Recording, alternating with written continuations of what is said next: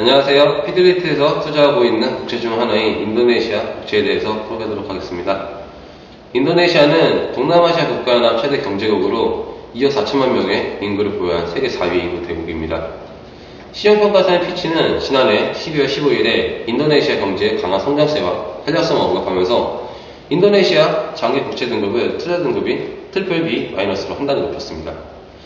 인도네시아 국가 신용 등급이 97년 아시아 금융위기 이후 근 15년 만에 투기 등급인 정크본드에서 탈피해 투자 등급으로 올라선 것입니다. 무디스 또한 올해 1월 18일에 인도네시아의 신용 등급을 BA1에서 투자 적격 등급 중 가장 낮은 BAA3로 올려 투자자들의 이목을 집중시켰습니다. 인도네시아 대통령인 수실로 밤방 정권 하에서의 정치사회 정세 안정에 의해 인도네시아에 대한 투자가의 신인도가 회복되고 있는 것을 볼 수 있습니다. 인도네시아의 기준금리는 6%이고 신용물 구체금리도 6.16%대로 우리나라의 10년물 구체금리 3.8%보다 훨씬 높은 편입니다. 지난 9월 열린 인도네시아의 국채경매는 평소보다 투자자들이 많이 몰리며 국채 30년물의 발행금리는 사상 최저치인 5.375%였습니다. 인도네시아의 천연자원이 풍부하고 GDP의 70%인 내수 시장을 보유하고 있고 아세안 1위의 자동차 시장이자 세계 3위의 오토바이 시장입니다. 인도네시아의 2011년 GDP는 6.5% 상승했으며 2013년까지 6%대 이상의 성장을 전망하고 있습니다. 인도네시아의 경제 호조를 예측하는 정도로 민간 소비자 소비 지출이 확대되고 광물자원 등 본부자재 가격 상승에 따른 수출 호조 그리고 외국인 투자의 지속적인 유입이 있습니다.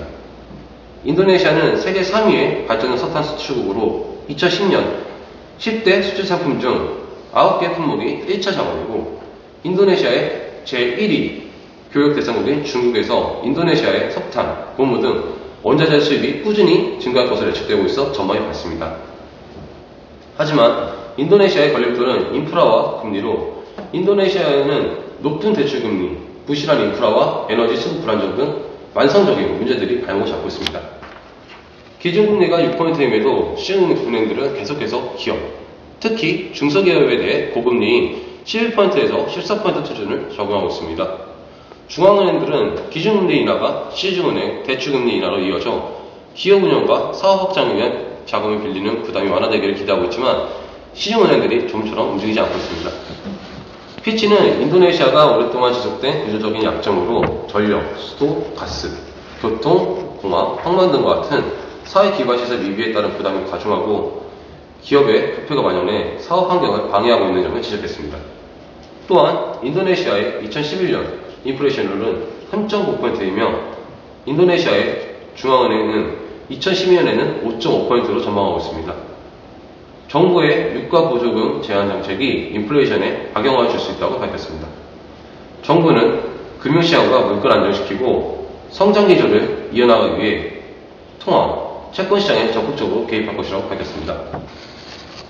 인도네시아의 매력은 재정 위기를 겪고 있는 유럽 및 선진 국가들과 대조적으로 인도네시아의 2011년 GDP 대비 부채 비율은 26.9%로 미국의 93.2%, 유럽에서 가장 안정적인 독일이 83.2%에 비해 현저히 낮은 수준으로 유럽의 재정 위기, 글로벌 경제 침체 등의 외부 충격에도 다른 국가들에 비해서 안정적인 모습을 보일 것으로 예상되는 점입니다.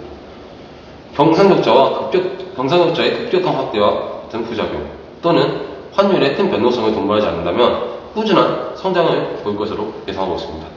이상입니다. 감사합니다.